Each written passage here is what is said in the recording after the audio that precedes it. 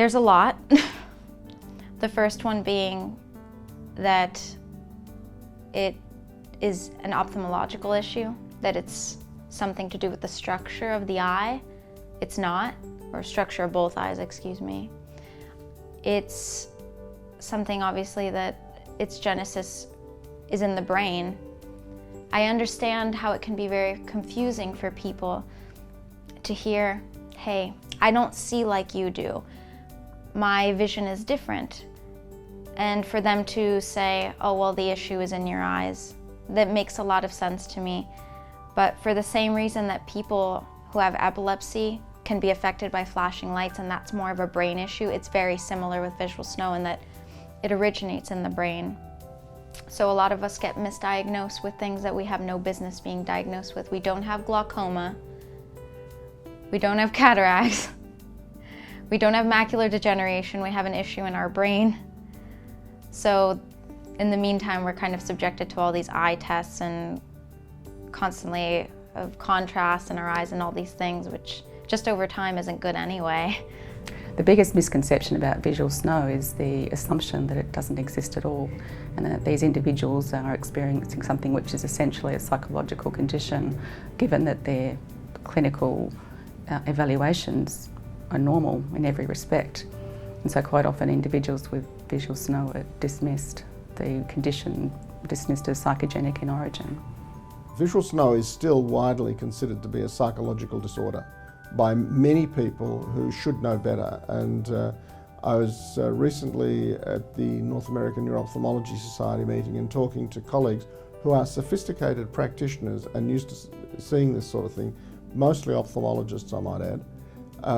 And their concept of this was that it was a psychological disorder.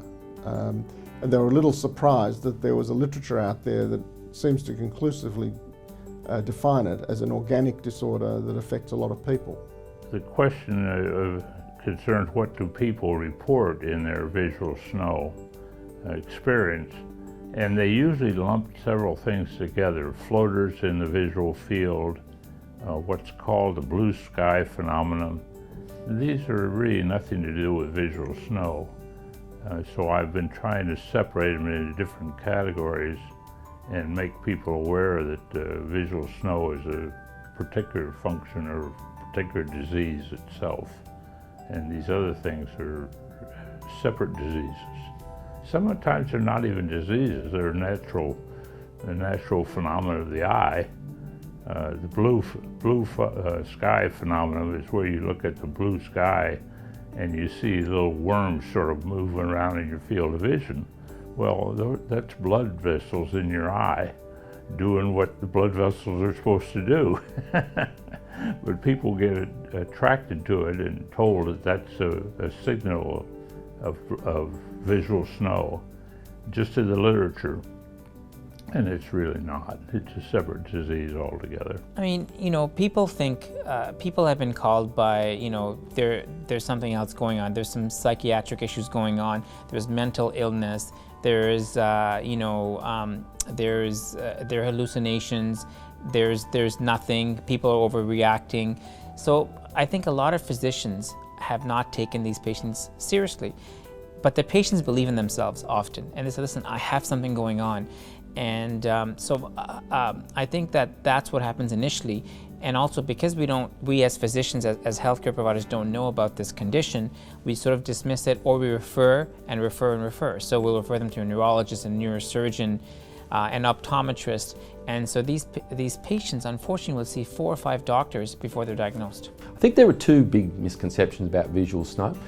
One of them is that it's all due to previous use of hallucinogenic drugs, LSD, marijuana.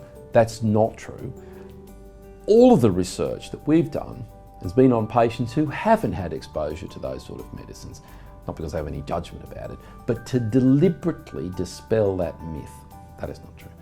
The second, I think, myth is that patients are just crazy almost and are just obsessed about sort of nothing.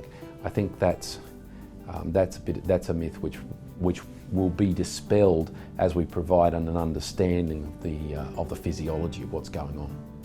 So there's a lot of misconceptions about people with visual snow, but in some parts of the world, they believe that people who have visual snow are religious messiahs because they see lights and they see stars 24/7, and they believe it's some spiritual phenomenon and that they can predict the future, and these people are prayed to and seen as like clairvoyants that we're able to connect with the spirit world. A lot of people with visual snow think that they see spirits, that we live in a parallel dimension where all the lights that we're seeing are the spirits of those who have passed, which is kind of morbid when you think about it. Some people think it's cool. Me, as somebody with visual snow, when I found that out, I'm like, these lights are dead people? I see dead people, what is this? But that's clearly not the case, we know that now. Also, as far back as the 1800s, there's mention of visual snow. They didn't know what to call it back then. They just said that people were seeing lights in their vision and it wouldn't go away whether their eyes were open or closed, which contradicts what a lot of doctors have said, which is, oh, with the emergence of technology and cell phones, visual snow is compromising everybody's eyesight, or that the technological devices are what's compromised our eyesight. It's not the case. It's been around since the 1800s. People just didn't know how to word it.